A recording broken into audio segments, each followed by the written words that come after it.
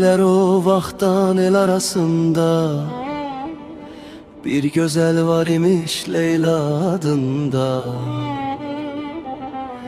İlahi bir qələm çəkibmiş ona, hamı heyran imiş bu el qızına.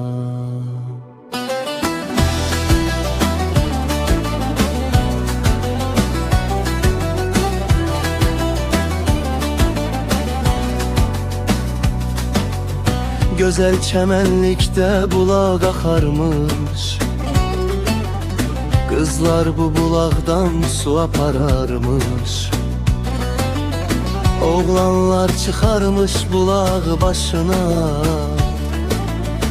durarmış Leylanın tamaşasına.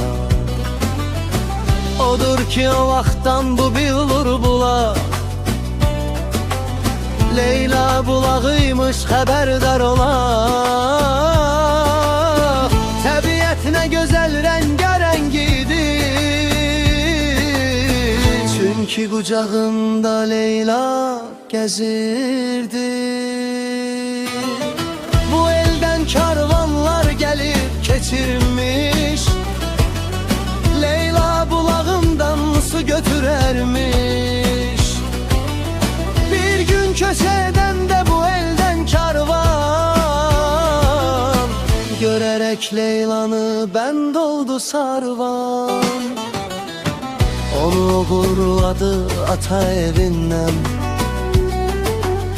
bir soraq gəlmədi o gedən gündən. O gündən el oba Leylasız qaldı, lalələr həsrətdən yandı, qızardı. Özünə borc bilib hayıf almağı, dözmədi qurudu Leyla bulağı. İlahi elə et ana təbiət, bir daha görməsin belə bir dağı.